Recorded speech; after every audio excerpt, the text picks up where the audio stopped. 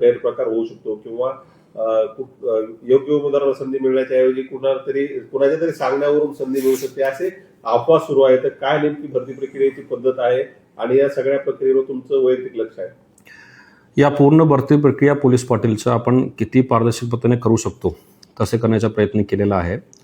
आमच्या लेखिक परीक्षा खूप चांगल्या वातावरणामध्ये आणि खूप चांगल्या पद्धतीने आम्ही कंडक्ट केलेला आहे. त्यानंतर आता आमचा रिझल्टसुद्धा बऱ्यापैकी SDOsनी जाहीर केलेला आहे.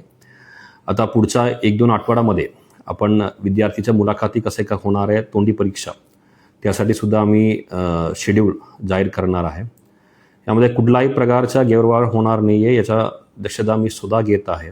त्यासाठी आम्ही सर्व पात्र उमेदवाराचं फक्त यादी विना मार्क दिलेला आहे. याचं कारण असं आहे की दुसरा कुठलाही विद्यार्थी ज्यांचा मार्क 1-2 मार्कच्या मागे पुढे गेलेला असेल, कुठलाही चुकीच्या प्रक्रिया करायच्या नाही, कुठलाही गैरवापर आणि कुठलाही दबाव आमच्याकडे आणायचा नाही. त्यासाठी आम्ही फक्त पात्र विद्यार्थीच्या यादी जाहीर केलेला आहे आणि पात्र विद्यार्थ्याच्या यादीच्या अनुषंगाने आम्ही तोंडी परीक्षा घेणार आहे.